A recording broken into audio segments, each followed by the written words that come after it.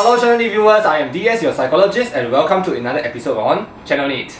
In one of our previous episodes, we talked about the difference between the left hemisphere of the brain and the right hemisphere of the brain. So in this episode, we are going to focus exclusively on the right hemisphere of the brain. So our right brain is responsible for a lot of different functions, including spatial skills, emotions, and intuition. It is also responsible for creativity, and the right brain controls the left side of our body. In this episode, we will focus on two aspects. The first aspect is genuinity. The second aspect is wiring. So we'll talk about genuinity first. So the right brain controls a lot of different functions. It also governs your real private self.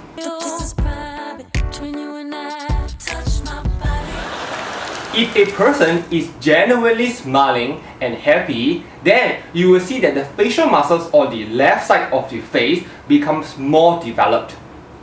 Let me try to imagine myself to be very happy.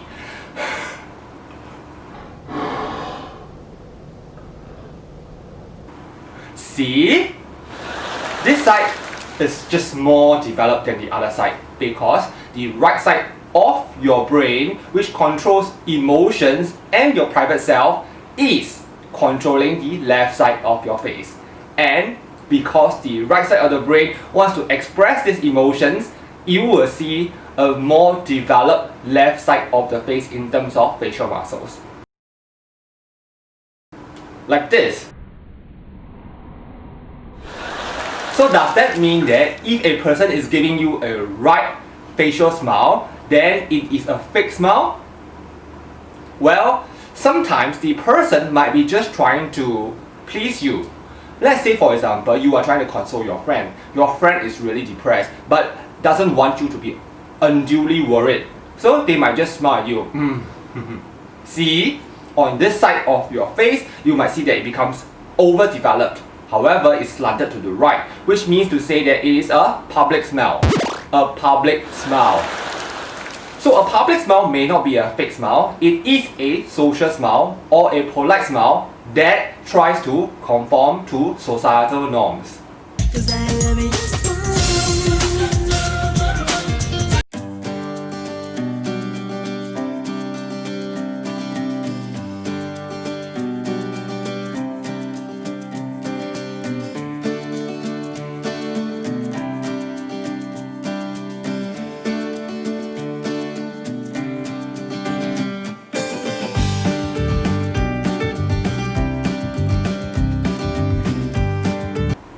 So now that we are done with genuinity of smiles, let's talk about genuinity of tears.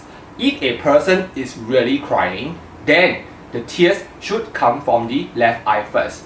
In other words, the left eye should cry first.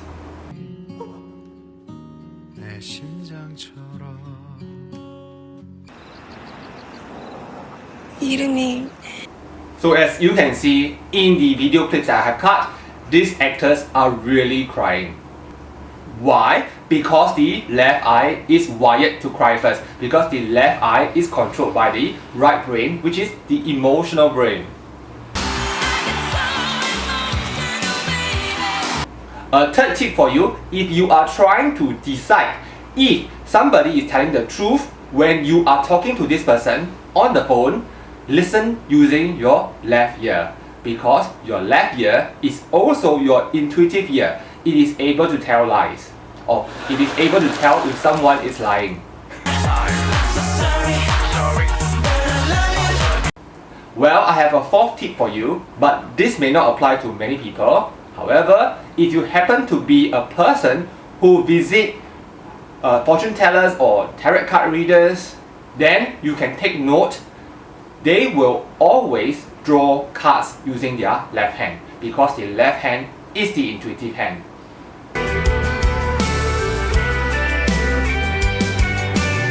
However, this does not mean that a tarot reader who draws cards using her right hand is a fake tarot card reader. It's just that they may not be so well informed. Okay, let's come to the second aspect of this video, which is on wiring. So I mentioned in the previous section that your left eye is wired to cry first. If you are listening to a sad song and you're feeling emotional then and you want to cry, take note, your left eye should cry first. However, one can defy this wiring. Now what do I mean by this? Now imagine you are very upset and you want to cry, but you keep enduring and enduring. Technically, your left eye should cry first. However, sometimes you are so angry and you just don't want to cry because it is a sign of weakness. But at one point, you can no longer hold anymore. And what may happen is, your right eye may cry first because you are consciously trying to defy the wiring of your brain. So defying the wiring of your brain is possible, but it takes a lot of conscious effort. So there are some psychologists who believe that we as human beings are born to be racist. Because evolutionarily, it makes sense for us to be protective of our own tribes because of survival's sake. And this is inherited from our forefathers, and now as modern people, we may be slightly racist. So this may be in our DNA, or you can say that we are wired.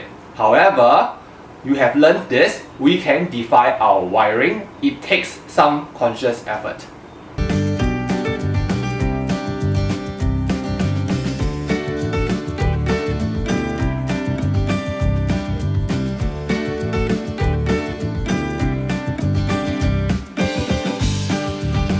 So at Channel NITT, we aim to provide you with bite-sized information and knowledge in short videos, and this is one of them. If you have not subscribed, do consider subscribing so that we can continue to bring you value. In our upcoming video, we will continue to talk about the other various aspects of psychology. If you are interested in MBTI, do check out our MBTI videos as well. Okay, I'll see you again in my next episode. Goodbye!